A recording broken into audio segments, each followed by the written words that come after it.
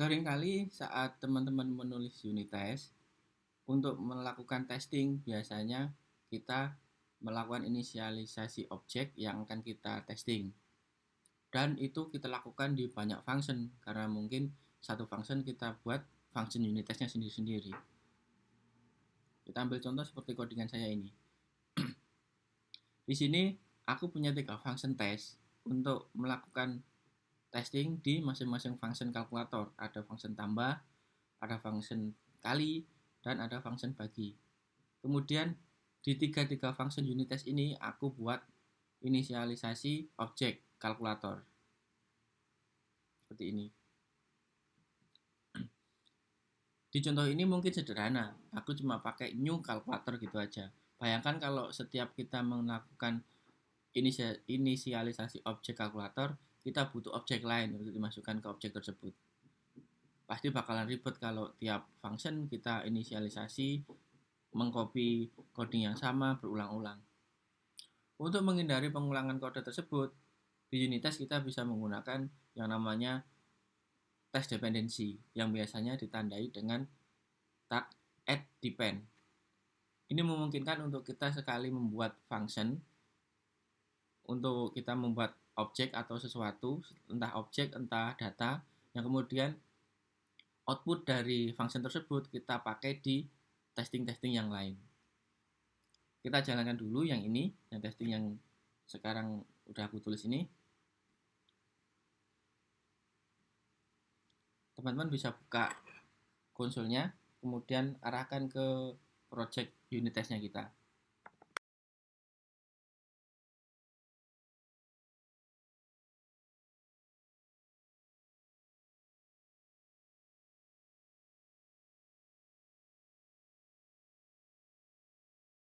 Kemudian teman-teman ketikkan vendor, masuk ke path bin php unit seperti ini, kemudian folder testnya.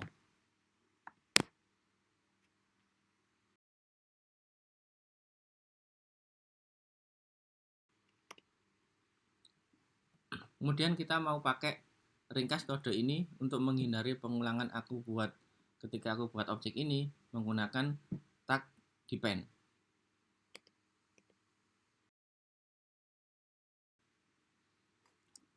Aku contohkan di function test kali ini. Tag depend bisa ditambahkan sebagai komentar seperti ini. Depend ke function mana? Contoh, aku mau depend ke function test tambah. Kemudian di tes tambah ini aku return objek kalkulator.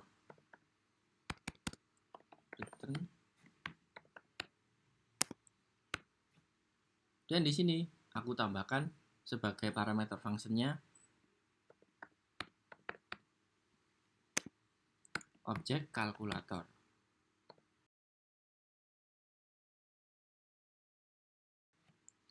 Yang baris ini aku hapus. Seperti ini jadinya. Jadi function yang mengeluarkan output yang kemudian akan dipakai di function lain ini dinamakan function producer. Jadi dia membalikan atau mengeluarkan output entah itu data atau objek yang kemudian objek ini bisa dipakai di function consumer yang menggunakan yang depend ke function producer tadi. Seperti ini kalau kita jalankan. Nah, aman. Ini juga gitu. Kita tambahkan juga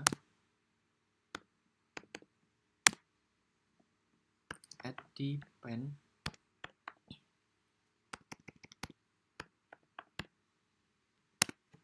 ke tes tambah.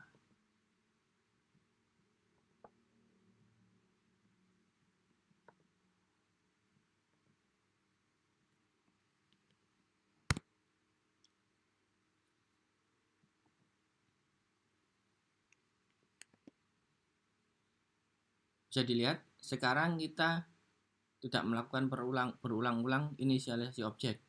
Cukup sekali di tes tambah, kemudian objek ini bisa kita gunakan berkali-kali di unit tes yang lain menggunakan fungsi depend seperti ini. Kemudian ketika di salah satu fungsi ini, di fungsi produser ini ada error, maka yang lain ini akan akan di skip lah, atau nggak dilewati. Contoh, ini aku kasih contoh empty ini biar dia nanti returnnya false. Bisa teman-teman lihat di tes tambah ini ada satu gagal, failure 1. Kemudian unit tes yang lain, function tes yang lain akan di skip atau diabaikan agar kita bisa lebih fokus ke yang function yang tes tambah ini untuk pembenahannya. Kemudian ada data provider. Seringkali kita untuk melakukan uji coba ke suatu function itu kita melakukan uji coba itu berkali-kali dengan data yang berbeda. Seperti yang saya lakukan di sini. Nah, set equal ini ada 2 kali. Datanya 10, 50 dikali 50 dibagi 5, hasilnya 10 kayak gini. Bayangkan kalau ini kita menulisnya banyak banget, mungkin 10 kali testing untuk satu function atau 20 kali testing. Untuk meringkas kita melakukan copy paste seperti ini, kita bisa meringkasnya pakai tag yang namanya data provider. Data provider kita ditandai dengan tag add data provider di komentar functionnya. Kemudian ada beberapa aturan, yaitu function yang mengeluarkan data yang dipakai untuk data provider ini harus bersifat public dan outputnya adalah array atau objek implement ke iterable atau objek yang bisa di looping.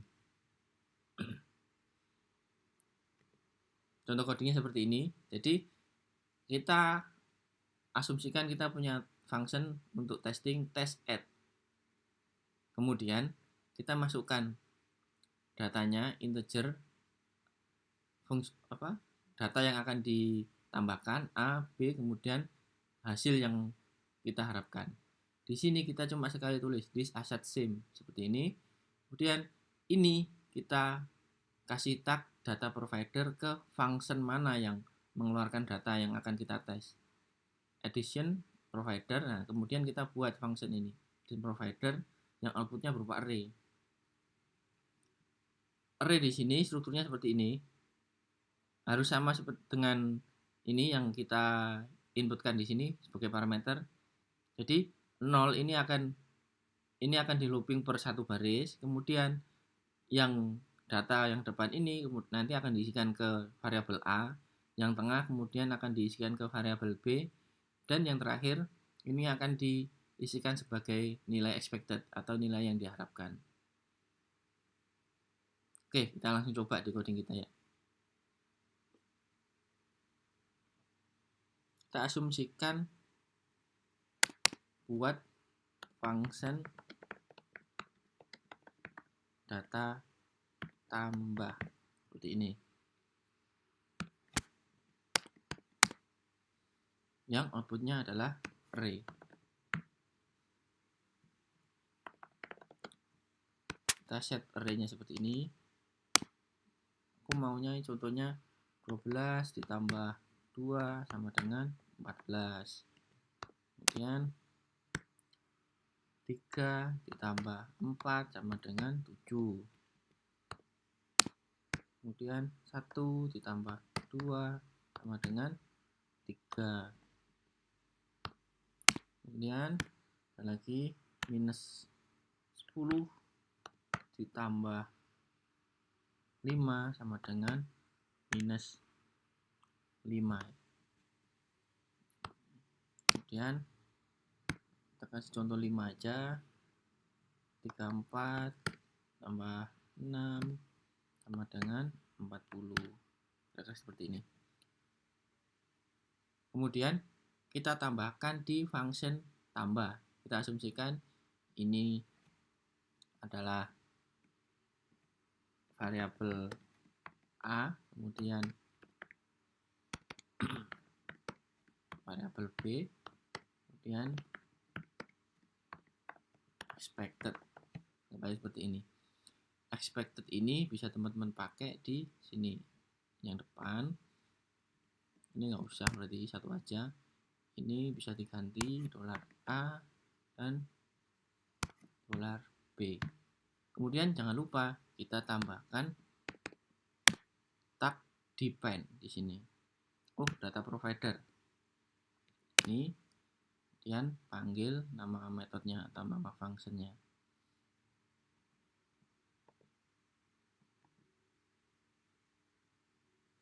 Oke, jadi seperti ini. Sekarang kita, ini sekalian kita ganti.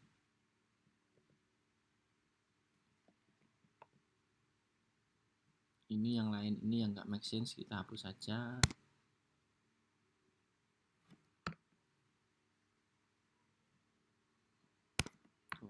$B. Sekarang kita running. Nah, dapat error. Ini error di function test kali sama bagi. Oke, kita tutup dulu. Yang ini kita untuk praktek ini dulu, tambah sama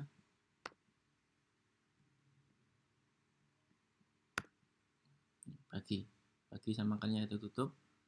Kita coba running yang function tambah. Nah, bisa dilihat tesnya cuma satu, cuma dijalankan berkali-kali sampai 10 kali. Ini di tes tambah ini ada 2 kali assertion, kemudian dipanggil sebanyak datanya ada 5 kali, seperti itu. Oke, sekarang kita lanjut untuk kombinasi antara data provider dengan test dependency. Ini sementara kita hilangkan dulu, kita testingnya di function kali. Ini 10, ini 2 sama 8.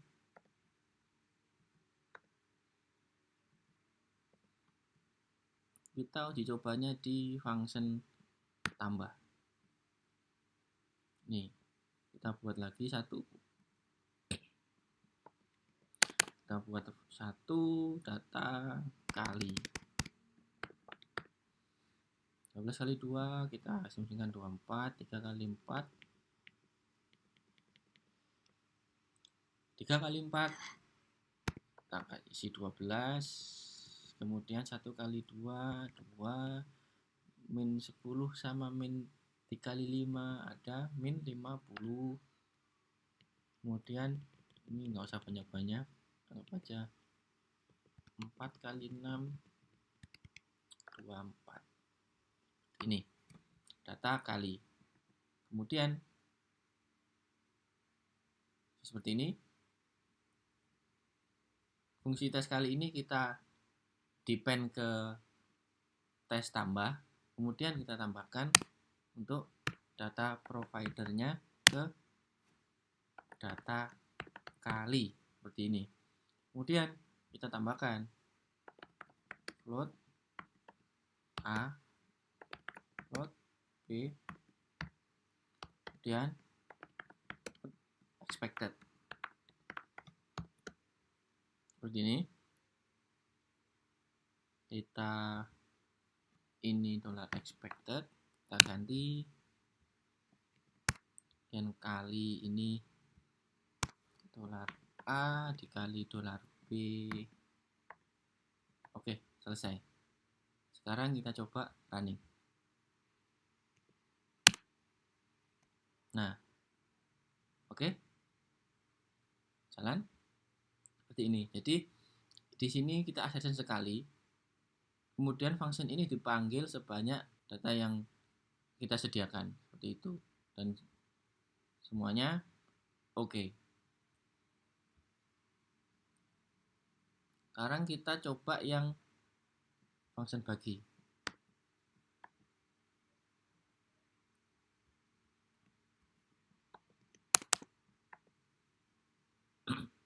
Data bagi 12 bagi 2 kita isikan 6, 3 aja, 4 dibagi 4 sama dengan 1 dibagi 2 0,5, kemudian ini berapa ini, 12 dibagi 4 sama dengan 3, dan ada 0 dibagi 6 sama dengan, harusnya tak terhingga. Untuk ini kita tambahkan add data provider, data bagi, kita tambahkan ini.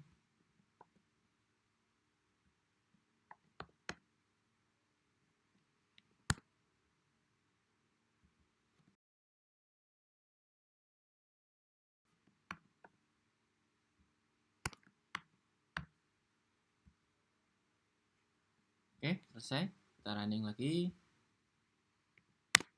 Sekarang kita sudah punya 3 unit test. Kemudian yang 2 dijalankan 5 kali berdasarkan data yang kita set. Sekarang kita asumsikan di sini, dibagi ini, seumpama kita tambahkan exception gimana? Ketika angka yang dibagi ini atau pembaginya ini 0, maka kita kirimkan exception. Contohnya seperti ini.